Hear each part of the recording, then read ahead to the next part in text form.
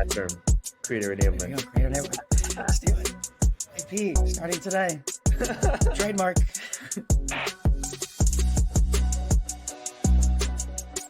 I think that is the way that you diversify risk.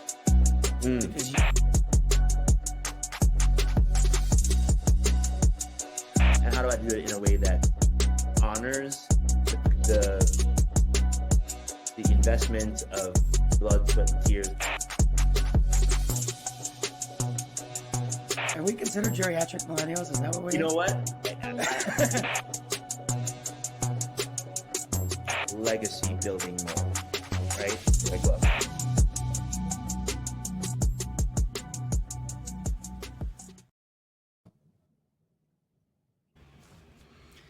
What is going on, everybody? Welcome back to another episode of Marketing Adjacent. I'm Mike Grinberg. This is Garrio Harrison, and we got some fun, spicy stuff to talk about today. A couple of reminders. It is May 15th. That is important for what you'll be hearing based on when this goes live and how fast things are moving. Our format is we're going to try to go relatively rapid fire, ballpark 5 minutes per topic. We'll go through the rundown, which are three current events based topics. We'll talk about is it helpful, which is pretty straightforward, something, and we're going to decide with Garrio whether we believe it's helpful or not. And perspective, which we're going to give you our opinions on some trends that we are seeing. You'll see a timer up in the top right here, which we'll use to make sure we stick to the point. Garrio, we got a lot of stuff to talk about. We're going to be talking about the creator economy, decentralized social networking. Is there an AI moat, and what is it? We'll talk about dupes and fakes as it pertains to luxury retail brands. And my favorite topic of them all for today, because we just talked about it a lot prior to hitting record here, is ESG, or what is passing as ESG right now. I'm doing a little bit of foreshadowing. So with that, let's get to the rundown.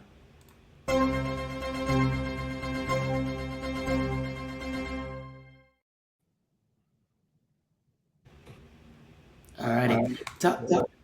Topic number one, the creator economy. Let me get our timer going here. Pretty sure I forgot that last time. There we go. Here it is. So we actually, even without the timer, we did okay. So creator economy. Garrio, you sent me this earlier last week as we're prepping here, which is that Buzzfeed is going to be leveraging creators for more content. Okay. And this kind of took me down a rabbit hole. Well, actually, before I go there, I'm going to set this up a little bit. As part of this, they're having this residency program where they're going to take existing creators and give them access to, Buzzfeed's tools and distribution, and in turn, these creators have to cross-promote their content. Here's some other interesting stuff as I was going down this rabbit hole, which is Goldman Sachs says that the creator economy is going to be a $500 billion industry within the next 3.5 years. Obviously, that's a projection, but I don't know that I'm terribly surprised by that number.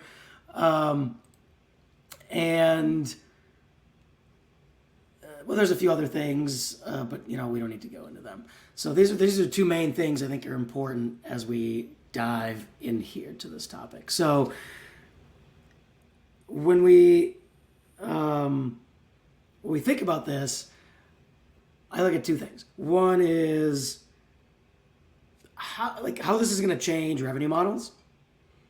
So a lot of these, if you look at it, it's changing the kind of unsustainable revenue model that currently exists with hiring the talent to more of a rev share model with creators. And then that's a positive, I think, net positive.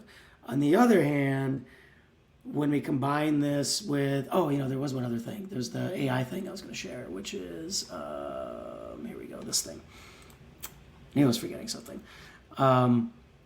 Which is that there's this survey out there that almost 95% of creators use AI. Here we go. Again, this is really the main thing I wanted to pull on here. So the reason why that's important in my mind is if you think about AI assisted content creation with the proliferation of the creator economy, what does this do to us as a society from a proliferation of disinformation and things like that, right? Because there's a monetary component here, which is if it's a $500 billion industry, there's a lot of money to be made.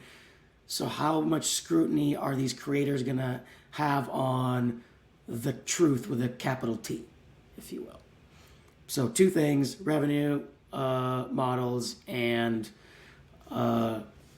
disinformation. Garrio, what are your thoughts on both of those?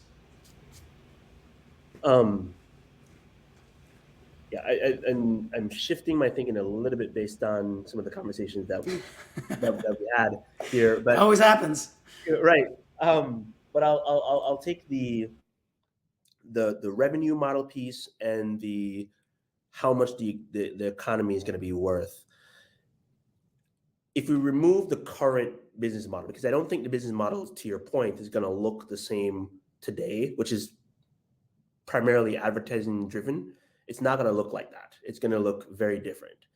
So, when you take a step back and you say, well, what is going to be true moving forward? Well, what's causing the rise of the creator economy?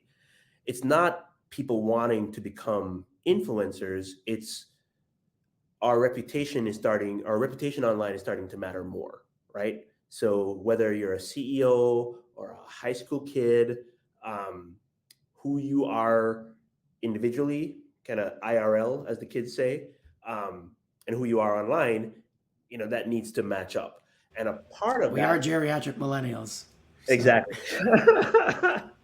Well, part of that is the content you create, but also the people that give you the nod to say, yeah, you are a subject matter expert on this topic, right? So I think that we're going to start to see a lot more people that are not trying to be authors or not trying to be, influencers or, hawking products, but integrating it into their business, right? What they do. So you can see I'm just going to use an example here. You can see a high performing SaaS sales rep building a brand as someone that, is really good at understanding the SaaS software space. So that person can then move from company to company to company and may be compensated as a part of their compensation, not just sales, but also just for the audience that they have creating content, right? So that's the creator's incentive. I think there is a world where platforms like Buzzfeed, like the New York Times, like Inc., like Harvard Business Review become curators of the best of those people and bringing that as a filter to their subscribers. So the incentives are going to look very differently, but I think those are the two forces that are driving people, because paying a high premium for someone because they've been able to break news stories and hope that it brings eyeballs to, clearly we see that hasn't worked, because BuzzFeed News is done, and Vice just filed for Chapter 11. Both of those companies, there's no denying the quality of their journalism and how much they pay their reporters to get that quality journalism. But the advertising model that funds it just isn't there. Economics just aren't there. Yeah, so I think this takes us into our next topic, which I'm going to pull up here. And I'm going to pull on this thread a little bit to connect the dots. The topic is, we're going to talk about ActivityPub, which is a set of protocols around decentralized social networking. But where the thread, I think, connects here is this point around identity that you brought up, and how identity is now really a form of capital to a certain extent, or currency, that you as an individual, as well as the company that's leveraging your identity, if you will, or is benefiting from it, needs to manage. So I think if there's from a technology perspective, a way to pass trust through the system, right? So if you're a creator and you source your video from somewhere, whatever, if that's able to pass through and there's like a trust score or something like that, I think I can see things moving in that direction, especially if, something like this can play out, which is, again, something you sent me about ActivityPub. So I've heard about ActivityPub prior to this, but for those who don't know, it's a set of protocols that allow really the web and social networks to be interoperable. So like your identity and your audience, the social graph, you don't have to rebuild it every single time that a new network pops up. You sort of bring it with you. That's obviously part of it. Again, I'm not qualified to speak to the technical aspects of this by any means. But the interesting part here is that lots of companies are working on this. So there's, in this article here, they talk about even Meta is doing it. And I'll pull up that article really quickly. But, some of the big ones are like Tumblr and Mastodon and a bunch of other ones I'd never actually heard of. But there's others, like Substack Notes and all these other things. So it's interesting that this is growing in popularity. One other thing to point out is that, where was this? Here we go. And so yeah, I forgot to start our timer. Let's do that. We're a little behind, but that's okay. The Automatic, Matt Mullenweg's company, bought this ActivityPub plugin for WordPress, right? So it's proliferating through the ecosystem. Meta is working on it, like I mentioned. So now theirs is a little bit more, who knows what they're actually going to do with it, if anything. It's very, very early stages, it sounds like. This was, back in March, roughly. The question here really is, for me, what this means from a business model perspective for social networks. And does this have enough steam to kind of break into the mainstream? Because that's really where it has impact. Like right now, if you think about where it is and even where it's going, it's very much, we'll call them techies. Like that's who's using this. And maybe some of the creators that we spoke about earlier. But that's about it. Because it currently does not interoperate with the big social networks. So unless you have an audience on Mastodon, do you really care? Right. Well, before we kind of fully unpack it, I think it's important to anchor it to why would a someone who's not a techie or not a person, like what would incentivize them to do it? And I've always liked your framework, which you talked about when we were doing our prep call, of affinity. So like let's start by defining what that means, because I think that becomes because we can make the economic argument for companies wanting to see this come to life, but without users, it doesn't go anywhere. So why would a user want something like this? And I think your framing of affinity is the reason why someone would make this investment. Yes, I always want to make the differentiate between awareness and affinity. I actually think from a marketing and advertising perspective, I don't care about awareness per se. I shouldn't say that. For certain brands, it makes sense. Like if you're Coca-Cola and things like that, yeah, there is the mere exposure effect, etc. But I think people over-index on that. For anything else, the mere exposure effect, I don't actually think works that much, right? So what you care about is affinity. What affinity is the spontaneous liking of someone or something. And that happens for some reason, something they did, something they said, etc. Now, the problem with that is that happens on this kind of more one-to-one basis usually. But this more open, decentralized network where again, this is something you talked about and you got me thinking about this, you no longer have to recreate your social graph. If you go from Twitter to Facebook to whatever, obviously right now you do, but that's the future, if you will, if this plays out. Well, now you've got built-in affinity as you move from network to network because these people are already there, and it's affinity at scale. So if you're a creator of any kind, even whether you have an audience of 500 or 500 million, doesn't matter. For that matter, I don't know, you can make the argument that the person with the smaller network benefits from this more than the one from the bigger network. I don't know. Right. Yeah. So I guess,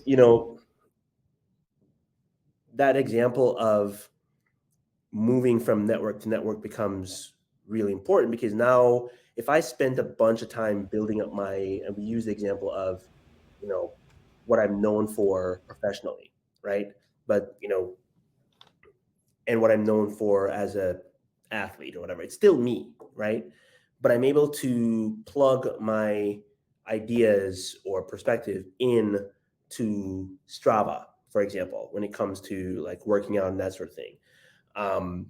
But if all you want from me is my content, right, on, generative AI, the place to go find that is LinkedIn, right? But that it's me, right? So I think that that's the incentive for individuals, is to go like, yeah, I can just move from place to place. And if a new social network pops up that is about, fathers, right? We can just go plug into it, right? Because it's everywhere else that we are. You're into MMA. I'm into running.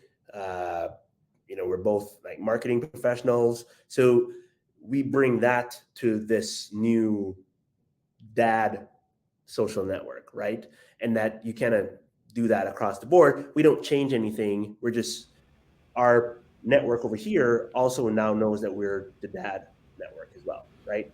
And everything that needs. Now, the part that is important for this on the why companies are really wanting this to happen is just one example, Apple's like App Store, right? If you are, and we'll use the Atomic as an example. So they acquired probably the best journaling app I've ever come across day one. So they bought that app from Apple. Apple spent the first, how many years of the app pumping it up. It's beautiful. This is what good design looks like, all that. But they still paid, when they launched their subscription service, they still paid Apple a 30% tax to be in the App Store. So they're paying Apple for distribution, and Apple's promoting them, and they're continuing to rise. Now, Apple also has visibility into their usage, right? Because they're on the iPhone. Apple now decides, you know what? Wellness and journaling is kind of hot right now. People are caring about their personal health, et cetera, et cetera. We're going to enter this space. So we're going to launch our own app and roll it into iOS. That's the rumor. Okay, great. So Apple is now because Apple helped them become profitable and they can see how much value they're bringing, is saying, I want this. Oh, by the way, so while we're raising and you're declining, we're still going to take that 30% tax on the way. So, pay us on the way up, pay us on the way down.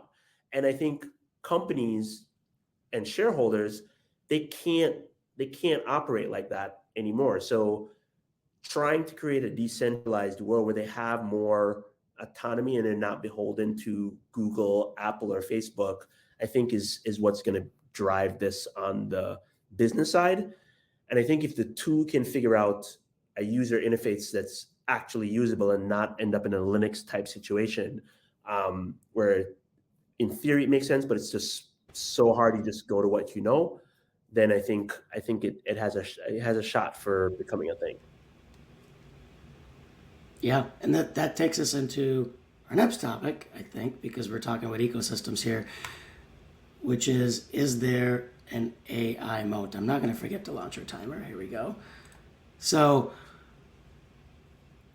which, by the way, I want to say this has been the smoothest. I know, right? I was thinking the same thing. Yeah. It's like we practiced. Right.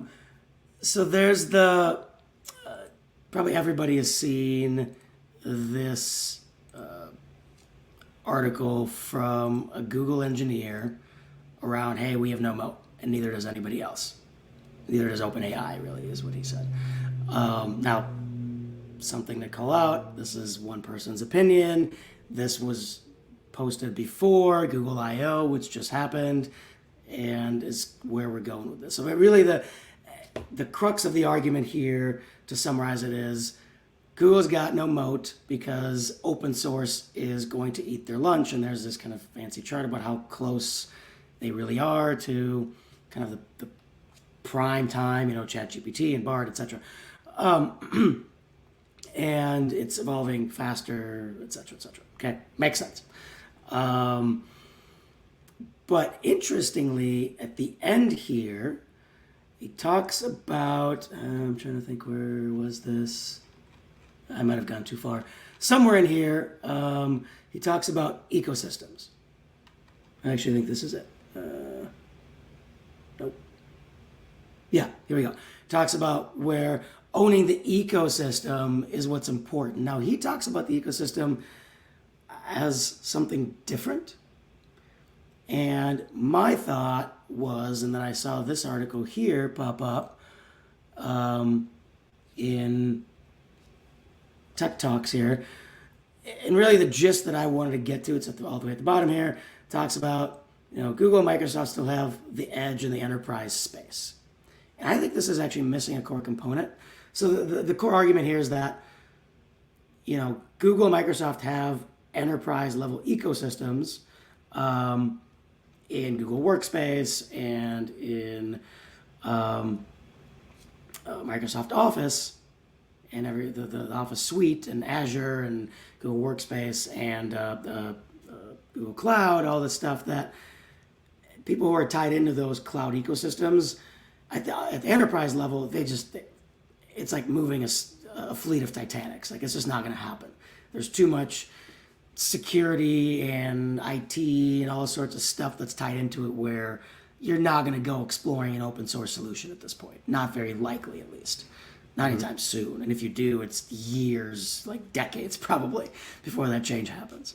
So they're safe in that place. But I think where it misses is actually the SMB market. Like, our business is in Google Workspace. I know other SMBs that are on Microsoft's ecosystem. And SMBs don't have the resources to do this exploration and build their own open source models and create and make it so that it works within some open source ecosystem. Like, it's just not going to happen, in my opinion. So if you look at it there, really the only opportunity for open source, realistically, to me, is in this kind of larger mid-market that has the resources and has the financial incentive to go, why are we spending all this money here if we can do better, more here? Mm-hmm. But that's a small sliver of the economy, if you think about it. Like, what is it, like 50% of the economy is small businesses? Like, they're not going anywhere. And right. Then the other, 25% or more is enterprise, probably more than that even, is enterprise. So really, you've got a fairly small sector that can do this. So to me, the moat is actually the ecosystem, which you were the one that brought up in one of our previous conversations. So I hat off to you for bringing that up.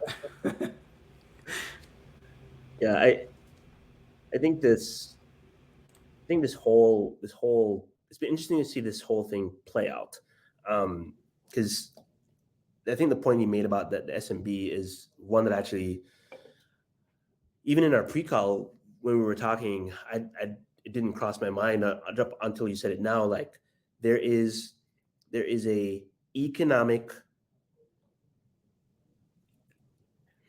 the interest in spending the resources, both time and money, to make the use of the the the open source tools is also a huge like barrier, right? So there's there's the ecosystem and these other things that we talked about earlier that are huge unlocks for the openness of it. But I forgot about the what you just said, which is like at some point somebody has to spend money to make this thing come to pass. And if what these larger companies are providing is good enough at helping them get the job that they need to be done, then why reinvent the wheel, right?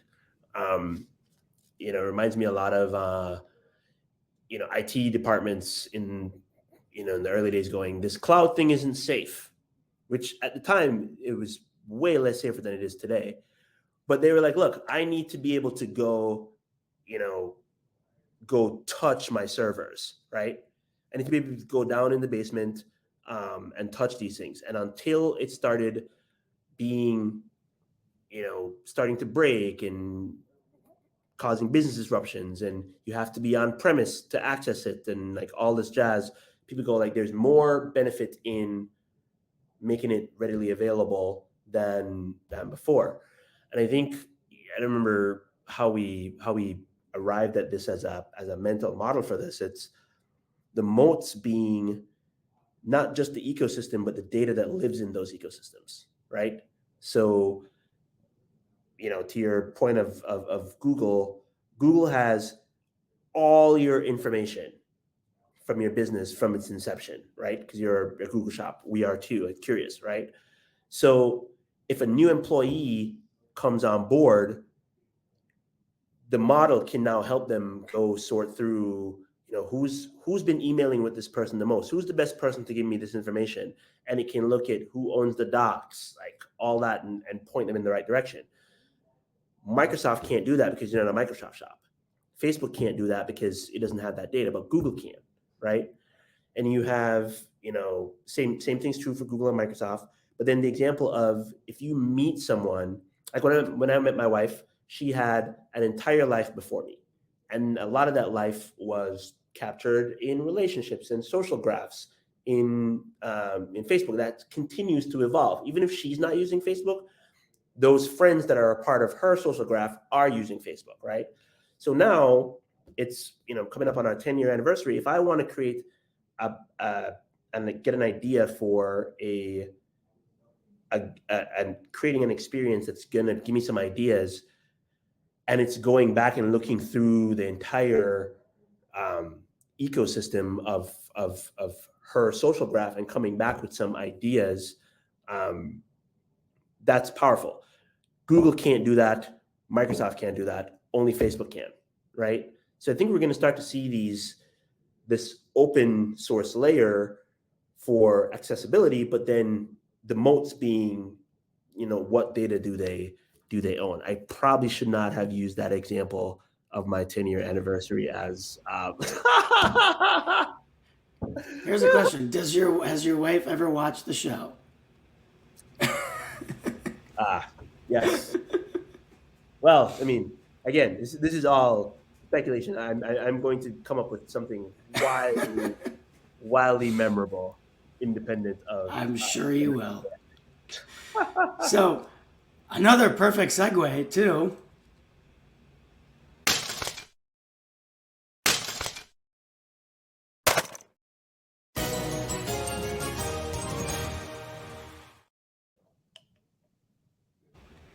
It's only a perfect segue because was that helpful to you?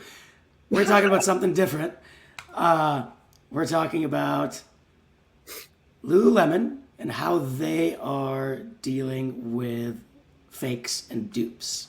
And also we'll talk about some other folks in the retail space. And so let me pull up the article here really quickly. Where is it? Lululemon. Here we go. So Lululemon, instead of, and I'm sure they're doing, it's not an instead of necessarily, they're probably doing more than just this, but they decided to have an event where they pretty much said, hey, if you have a knockoff, bring it into the store, we'll give you the real thing. Which at first I was like, okay, whatever. But then it got me thinking around, like, this is actually an offensive play. It's not a defensive play. And you had a really good way of framing this. So I'm going to let you talk about that. But I was also thinking about it like it's the gun trade-in program that Australia did, whatever, I can't remember, in the 90s or early 2000s, whatever it was, right? Where it's like, hey, bring this in, and I forget what they gave them. It was cash, I think, whatever. But it's the same kind of thing. It's give them something that's more valuable to a certain extent. Right. So you had a really, actually, sorry, I'm a little all over the place on this one. I'm ruining our streak here. They're not the only ones. So there's also, where is this here? This one. Other brands. Now, I'm not really much into fashion. I have no idea who this brand is. But they, these collaborations with these fast fashion retail chains like H&M are a great way for them to sort of disincentivize the buying of knockoffs, because it's like, well, you can buy the knockoff or just buy the real thing at H&M, try it on, have the whole retail experience instead of having to feel maybe shady about it or whatnot. So Right. anyway, you had a really great way of framing it. I want to kick it over to you for that. Well, let me do this. So I'm going to frame it up, but the way that you talked about it being an offensive move, I think is the most valuable takeaway from this discussion. So let me cue it up, and then would love to get your thoughts on the offensive versus defensive nature of this, right? So when I first saw this, the first thing that popped into my mind was this is a brilliant move, because we had talked about Lululemon and just the pressure they were under from kind of fakes on Instagram and so on, and how they had to defend against that. I think it was episode 2, right? That we talked about that in terms of creating brand moats. And this, it's easy to go, oh, they're just giving out these they're swapping these things out to try and raise brand awareness. But if you take a step back and you look at the economic facts that they're navigating, so there's an economic downturn, right? So buyers are spending less, so there's probably a rise in cheaper things that they are those yoga pants. They're under pressure because they probably actually, no, I know this because it was on their last earning calls. They have a lot more inventory than they thought they did. And the brand of Lululemon, even though they created the category, is under attack, right? Now they have a couple choices they can make with that. They can either go down market by discounting, right? Which it's really hard to go back upstream after you've been downstream, right? I've only seen a few brands able to pull it off, and it's just really hard, because if people expect that they can get a cheaper version of it, they're never going to pay full price again, right? So that's really hard for a brand.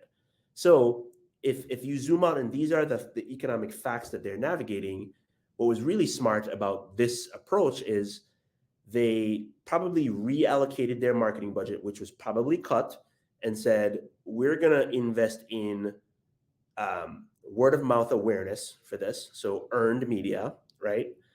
Because all the news outlets picked this up, right? Lululemon's giving away free yoga pants.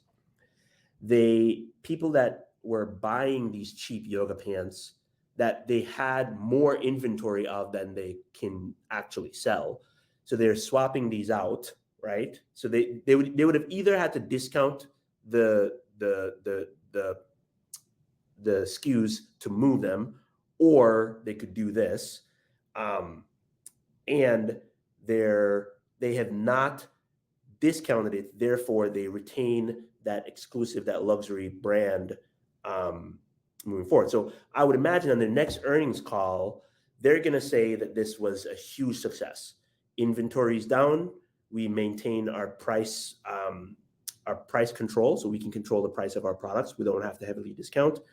And we have converted more of these customers into, away from, if they have a proper CDP, they're able to say, like, we converted customers from Lululemon customer or knockoff customer into Lululemon customers for repeat purchases, right?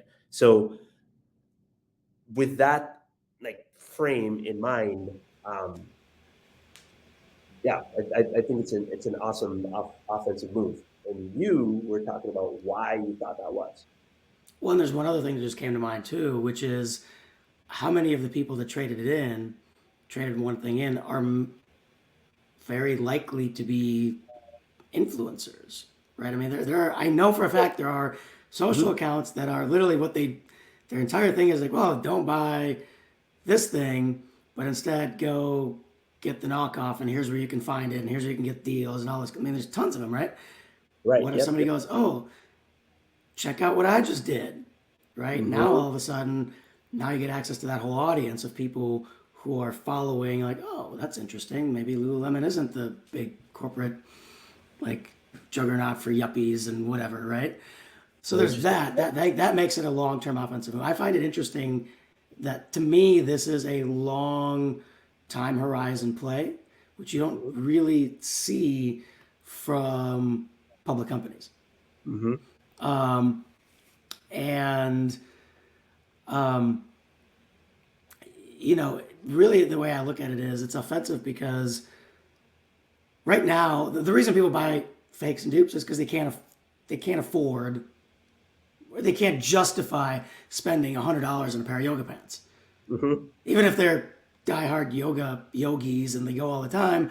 If you're making whatever 45 grand a year, you're not going to spend $100 on yoga pants or however much Lululemon pants cost, right? It's just very hard to justify.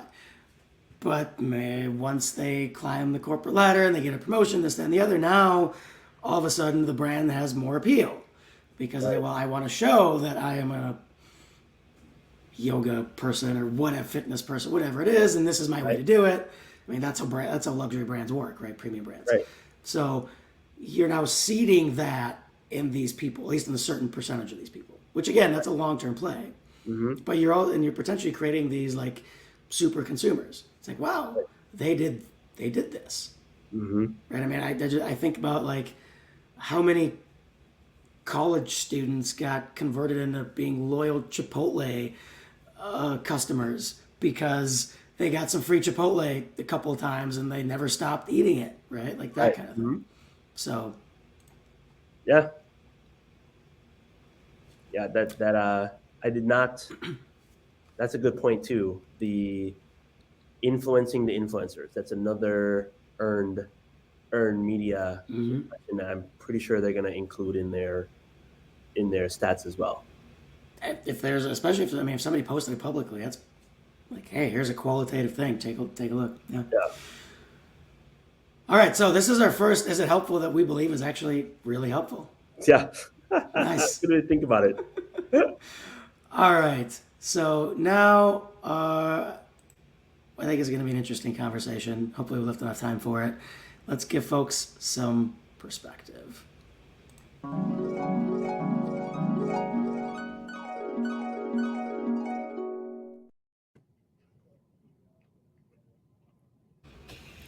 And specifically, let's give people some perspective on ESG, or what passes for ESG. So you and I obviously talked about this probably for about 30 minutes before we started to record here, but I'll kick it off in a similar way. I'll give you my thought on it, and you had some really interesting lived experience things to add to it, which I really want you to bring up. Because it's one thing to talk about it in theory, it's another thing to talk about conversations you've actually had. So here's my general thought. And this all came up from this whole Bud Light thing. So let me pull that up really quick for anybody that hasn't seen this. Right, Bud Light got a lot of flack, both with the campaign and for pulling it back afterwards. Around this campaign, okay, with this influencer, etc. We don't need to get into the details. Feel free to look it up if you want. The reason I bring this up is they're not the first, they're not the last. This happens a lot, and it's, for me personally, driving me kind of nuts, because like it's just, the way I see it is, it's literally, I look like corporate political theater. That's literally what this is in my mind. It is individuals within organizations, the leaders usually of said organizations, that are taking it upon themselves to take their political views, no matter whether they're relevant to the business or not, and making it part of the business. Whether it's through an advertising campaign, whether it's through internal initiatives. We're going to focus on the ad campaigns today, but there's a ton of stuff internally that happens as well that is just completely crazy to me, but we don't have time for that, right? I mean,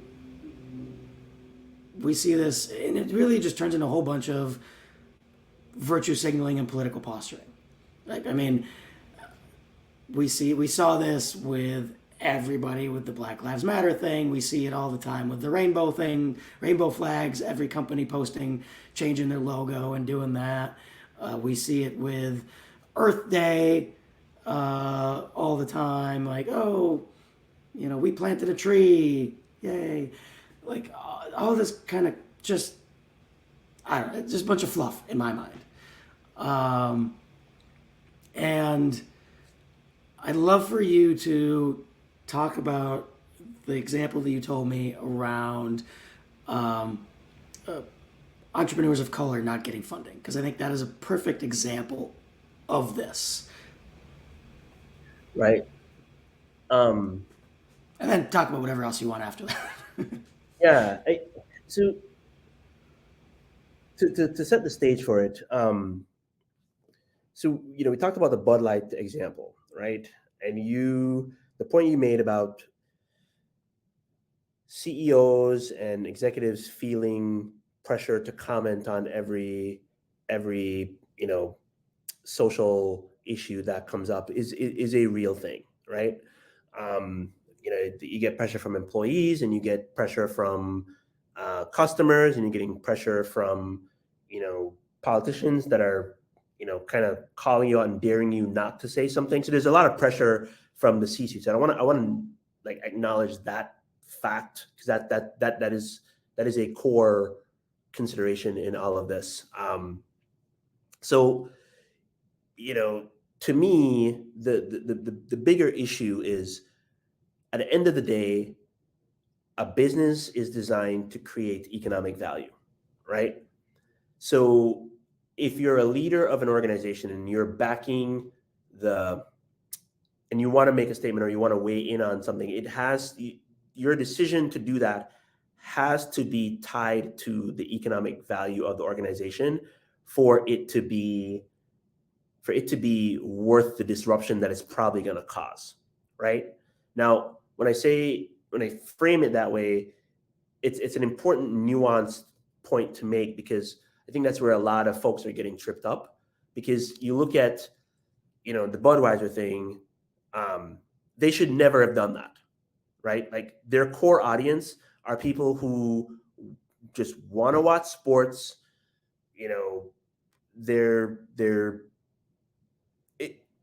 Sports and hanging out with their buddies. And when I say that, I mean male and women, right? Male and female. The whole point is to just detach and hang out. So the very fact that they were like, look, we're going to introduce a politically charged, thing into the conversation, like, they should have seen that coming, right?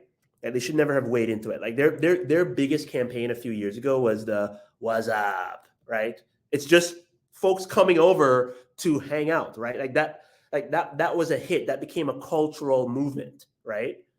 And then you have, on the flip side, politically charged, you have Nike, right? When Kaepernick kneeled and it became this politically charged thing about like police brutality and Black Lives Matter and like everything related to that, which is an important conversation to have. The brand could have done that because that's what the brand has always stood for. And the thing that I find funny about the two examples is, in economic terms, just to tie a bow on it before talking about the VCs, is Budweiser's stock went down after that whole incident, right? Nike's went up. And if you look at it, it makes sense because, and again, when I have had conversations about that, I give the example of my son is 8, right? And he is obsessed with Jordans. So he would buy, if he had the money, he would buy a Jordan to wear every day of the week, right? And you had, the older generation that were burning their Nikes and, how dare Nike, the American flag and, all the things. They're like barbecue dads, right? Like the shoe is going from, the hot shoe to the barbecue shoe in the backyard to the gardening shoe. Like they're not buying new Nikes, right? Like it's done. It's a one purchase and it's done, right? So Nike understood who their demographic was, and that's what the brand stands for. So like understanding that nuance and being able to use that as the filter to determine which conversation are we going to wade into is, I think, the challenge that is a framework that I think a lot of leaders need to use. Now, for the VCs, when George Floyd was murdered, there was a lot of conversations around diversity and inclusion, right? And a lot of VCs made a lot of big promises. There was a lot. Twitter was ablaze. You would think that there would be just a disproportionate, like everything would be equal now. Women, founders of color, and white male founders would be equal at this point. If you were to assume that the amount of Twitter, if you were to believe Twitter, we would be all good now, right? But when you zoom out at the actual dollars that got deployed, it was very little. Even though there was a lot of founders that were jumping through hoops because they now had an opportunity to go, pitch these VCs, which they would not have normally been able to, right? Because there's pattern matching and there's all this other stuff. But nobody was saying why. And everybody just got very quiet. So I went out and reached out to a couple of VC buddies, and I was like, look, off the record, some were male, some were female, off the record, you made these statements. You had these office hours. You met with a lot of founders of color. Because I talked with a bunch of founders of colors who told me that you met with them. Why did you not invest? And the answer actually surprised me. Because first of all, they were scared shitless. Like, they were nervous, right? They were like, I'm going to tell you this. I kept having to say, this is off the record. This is off the record, right? Because nobody wants to get the political backlash of this.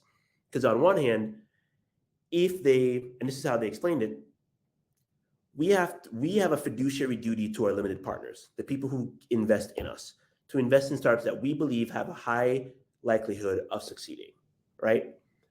And we do not believe that the founders of color that we met with were capital ready. Doesn't mean that they're not good entrepreneurs, doesn't mean that they're not like great people, doesn't mean that they like someone else could bring this product to market, but we did not believe that they were ready and could take advantage of capital being deployed with them. They could not say that to the founder, because if you said that, you would automatically, you got the virtue signaling from meeting with them, and you would have gotten like lit up for like, you say you're just virtue signaling and benefiting from it, but not putting with money where your mouth is. That was the narrative. But again, when I ask, okay, well, what do you mean not capital ready? Well, founders of course, like a lot of them didn't understand how capital allocation worked, right? When I look at their total addressable market, it wasn't where I thought it, could be. When I look at their business model, it didn't feel like it was as big as I would need to the outside risk. I have other opportunities in my portfolio that were better uses of that capital. So as much as I would love to, the same LPs that are yelling at us to be, I want to see more diversity in your portfolio, are the same LPs that are going to go, why didn't you invest in Uber? Right? Like, you know what I mean? So it was a catch-22. And the whole point of it was I was able to say to those, to reframe the negative as a positive, which is the hardest part of being a founder and starting a startup, even if you have a great idea, is the fear of rejection. It's sales. It's hearing no, right? And if it's one thing founders, even if they don't have friends and they haven't raised their friends and family round or whatever, because their friend and family don't have capital to deploy like that, or they don't want to ask their friends and family, right? Because if you're not going to ask your auntie to drain her 401k for you to see if this thing works. She's been working her entire life. She's finally going to be able to retire. You don't want that. You don't want that pressure, right? As a founder. So they don't do it. So all the signals of a traditional, is this a good founder, doesn't match for a founder of color. The capital ready stuff, that can be easily be fixed, right? With training, mentorship, all that jazz. The piece that's hard is that I think is a value add is the ability to handle rejection. Like if you're a founder of color and you've gotten to that point, you've worked in corporate America, and I'm talking about male or female, you have dealt with adversity, you've heard no's, like that is your superpower. But if you're a VC looking at it, you don't know that because you haven't lived that experience until someone tells you.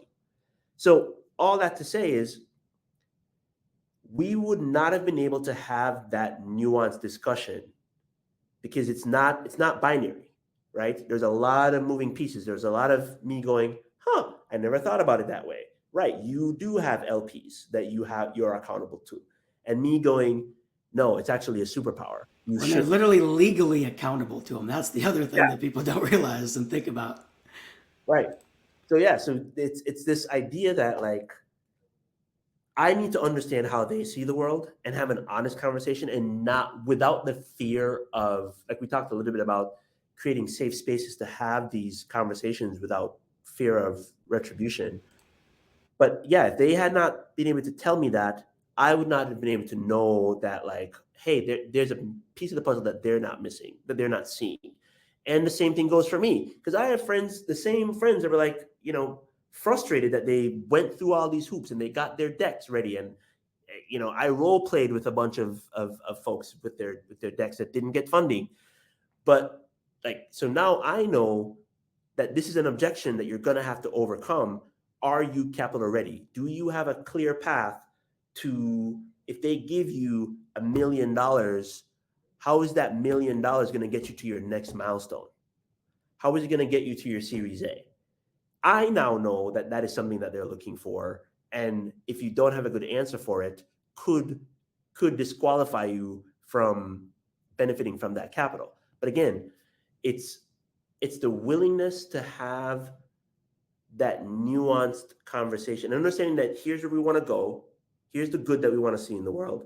But there's some practical realities that we have to navigate in order to get there. And we have to be able to explain our perspectives openly without the emotions around it in order to get to that outcome. Yeah, I mean, I love where this entire story and everything you described, because what it comes down to is there is a ton of nuance. The devil is always in the details in everything in life, business, personal, whatever. Okay. And we as a society have gotten to this point where we want somebody, like, we just want the black and white. Mm-hmm. We want somebody to draw a line in the sand, put a flag in the ground or stake in the ground or whatever stupid analogy you want to use, and say, I believe in this, right? Mm-hmm. No matter what. And we support that, like, whatever. And then when it fails, we go, and we get upset about it. It's like, things are so interconnected. There's so many intricacies. There's so many things that we don't know, right? I mean, you and I know more than the average person about business and tech and whatever, but even you and I don't know about a lot of things. Exactly. Like, you would not have been able to have this conversation with me had you not had this conversation with your VC friends. Yep. Right? So allowing space, as you said, for these nuanced discussions. And you said something before we hit record beautifully, which is, I might misquote you. We can go back in the record here if we need to check it, but it's like, you have to leave space to say and do the wrong thing to get to the right thing. Right. Because I think I would be, I'm generally a realist, let's just say. I'm not an optimist, I'm not a pessimist, I'm a realist. But I really do think that most people, when presented with the right level of nuance, want to see the world and their communities and everything improve. Mm-hmm. So knowing that, if you don't allow them to learn these things and have these nuanced conversations or listen to these nuanced conversations and allow for people to do some things wrong, it's never going to go anywhere. Nothing will. Right. Yeah, there can't be this. There can't be this got you mentality that I think is as captured any nuanced conversation. It's like, look, I'm going to say the wrong thing, and the amount of time that it takes to backpedal saying the wrong thing and trying to stabilize the business, right? Because the world doesn't stop because you're having this discussion, right? Like, you know what I mean? Like, customers are still buying, markets are still shifting. We still have a debt crisis that's coming at us. Like, there's still businessy things that are happening independent of this conversation. So if we can't have that conversation and quickly move past missteps and get back to what we're trying to accomplish, then if it doesn't need to happen, it's not going to happen, right? And we're starting to see a lot of that right now with companies that are going like, look, we don't have to have demonstrated D&I initiatives right now, so we're actually going to scale them back. We're not going to cut them. We're just going to scale them back. And I think the companies that are doing a good job of this, of finding that balance, and we talked a little bit about this, is companies that are very clear on their mission and are willing to wade into economic issues that affect their ability to deliver that mission, right? So, the couple of examples that I gave was Netflix after the Dave Chappelle blow up with that trans joke with his stand-up special, updated their culture deck. And I said, look, all these reasons why you came to work here at Netflix and you love it as a culture, this is also something that we're gonna put in there. Like, you're not gonna love everything that you work on. Like, it's just the nature of entertainment, right? So if that's something that you have to have in your employment, this is not going to be a good fit for you. Same thing with Google and Microsoft. Their technology sometimes ends up in the military. If that's the case, this might not be the right fit for you. And Coinbase going and Basecamp going like, look, we can't wade into every single political debate because there's more activity in our Slack channels. There are water cooler Slack channels bickering back and forth than there is in actually shipping product that actually make us the money to pay the salaries for you to be able to complain in the Slack channels, right? So let's get clear on what our mission is and find the way to bring all the things that are relevant to, because there is social issues with there, like economic empowerment is something that is in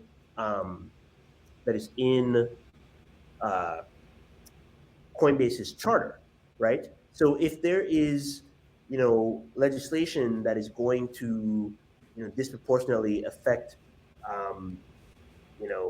homeowners of color, hell yeah, jump into it, right? Like wade into it, because it's directly tied to your mission, right? But if there is something like, I'm just not even gonna make something up, but there's some other issue that it's gonna be a stretch for you to weigh in on against the mission that you have, then leave that to an organization like Ben and Jerry's that is their thing, right? Like, and if you want to, give the CEO a call and say, hey man, this is not us, but we believe this is an issue. Go get them. And they'll probably do the same thing to you when it aligns with what you're doing. And I think we need to get to that point where, the Coinbase CEO can give a thumbs up to what Ben and Jerry said, to go, yeah, I'm with you, Ben and Jerry, but they're not wading into the issue, right? Yeah, I don't know. This is a nuanced topic. Put it that way. It's a nuanced topic. We keep talking about it for hours probably. There's a number of other things I wrote down from just this little conversation here, but we got to end it at some point. This is all for our regularly scheduled programming. If you like the show, leave us a review on iTunes, leave us a comment on YouTube, give us a follow, all that fun stuff. And on that, we will be back in a couple of weeks in the episode of Marketing Adjacent. I feel like we should do more of these.